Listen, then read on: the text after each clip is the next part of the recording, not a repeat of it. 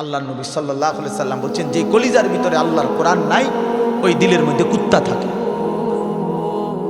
ওই দিলের মধ্যে শূকর থাকে, ওই দিলের মধ্যে বিড়াল থাকে, ওই দিলের মধ্যে সাপ থাকে, বিচ্ছু থাকে, মানুষ থাকে।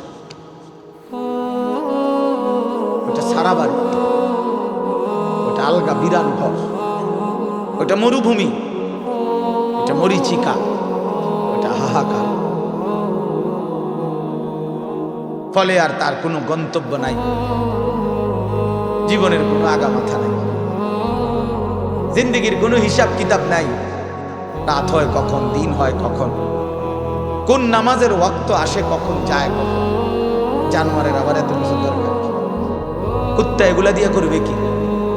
শুকরে এগুলা দিয়ে করবে কি? তাহলে মানুষ রূপী যেই জানোয়ার আল্লাহকেই ভুলে গেছে, হ্যাঁ, এই জানোয়ারের রাত কি আর দিন?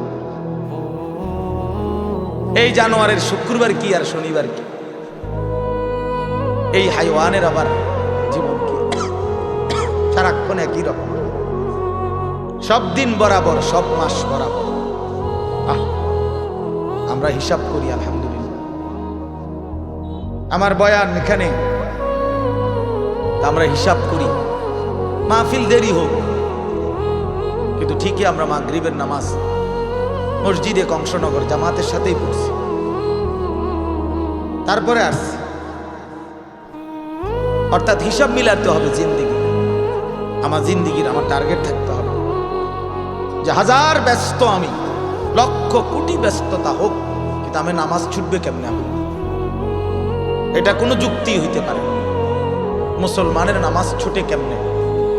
নামাজবিহীন মুসলমান থাকে কেমনে? তার পরিচয় মুসলমান কিভাবে হয় ভাইয়া?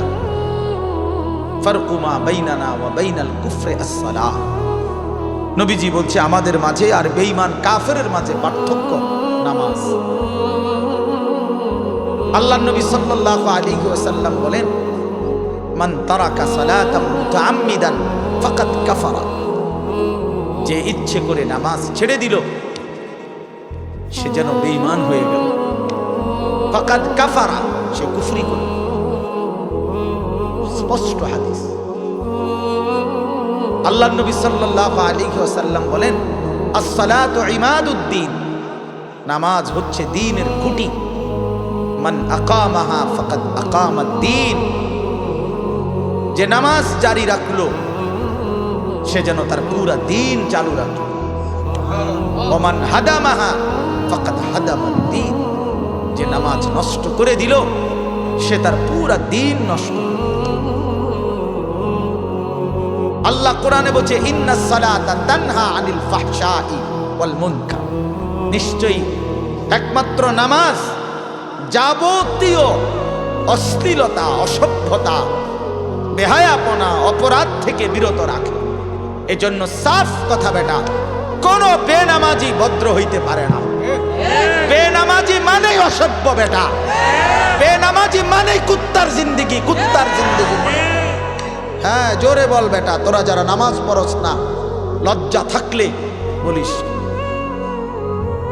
আর বেহায়া যদি হাসো বেনামাজি হবার পরেও, তো মনে রাখো তোর ব্রেনের সমস্যা, তোর মাথার তার সিরা, তুই পাগল মাতাল, তুই মানুষও না জানোয়ারও না, তোর কোনো অনুভূতিই নাই বেটা, বিবেকে নাই। তুই জানোস না তোর বানাইছে কে? তুই পাগল না ছাগল এটাও জানোস না। কিসের মা কিসের বাপ? বেনামাজির কি আর মা কি তা বাপ? বেনামাজির কিসের আল্লাহ কিসের রাসূল? কিচ্ছু নাই, হেতেই হেতে। তার আমার মা কিভাবে হবে? তার মা তো মুসলমান, তার বাবা তো মুসলমান, সে তো তার বাবাকে চিনে না, সে তো তার মায়ের ইজ্জত বোঝে না।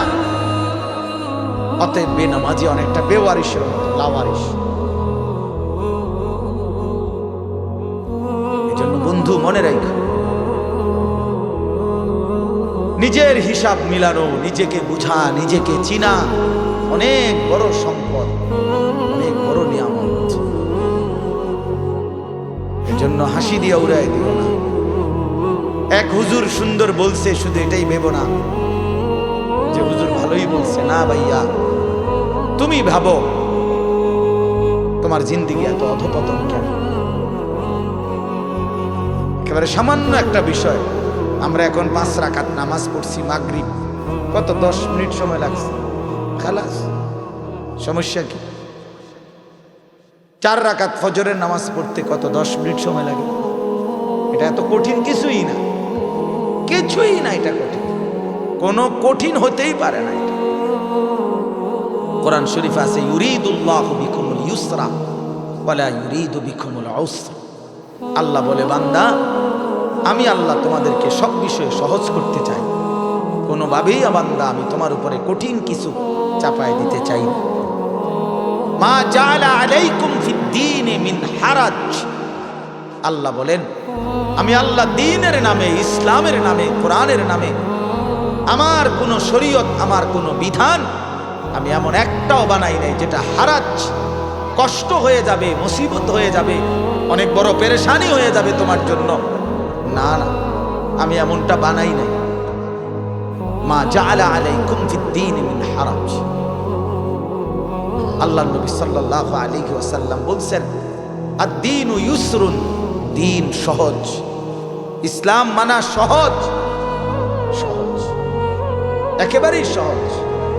স্বাভাবিক তালেই আমার শায়েখ আল্লামা মুফতি মুশতাকুর নবী কাসেমী হুজুর সেদিন আমাদের মাদ্রাসায় কিশোর যুব ইসলাহি মজলিসে আমরা আলাদা 16 বছর থেকে 30 বছর বয়সী পর্যন্ত ছেলেদের আলাদা ইসলাহি মজলিস করছিলাম আমার মাদ্রাসায়। 8ই ফেব্রুয়ারি প্রায় 600-র মতো ছেলে উপস্থিত হয়েছিল, শুধু ছেলে, সব নওজোয়ান। হুজুর সেখানে বলছিলেন এই ব্যাপারে বিস্তারিত যে আমাদের জীবনের 2টা অংশ, একটা হলো দুনিয়া, আরেকটা হলো আখিরাত। দুনিয়ার জন্য আমাকে করতে হবে কর্ম, আখিরাতের জন্য আমাকে পালন করতে হবে ধর্ম। এই আমার জিন্দেগি। দুনিয়ার জন্য আমি কর্ম করব, আখিরাতের জন্য আমি ধর্ম পালন করব। কর্ম এবং ধর্ম, এই আমার জিন্দেগি। কিন্তু হুজুর বলছেন দুনিয়া স্বল্প সময়ের, আখিরাত অনন্তকালের। কিন্তু আল্লাহ পাক দয়া করে অনন্তকালের আখিরাতের জন্য ধর্মের বিধান দিয়েছেন সামান্য, সামান্য সময়ের দুনিয়ার জন্য কর্মের সুযোগ দিয়েছেন অনেক বেশি, অনেক বেশি।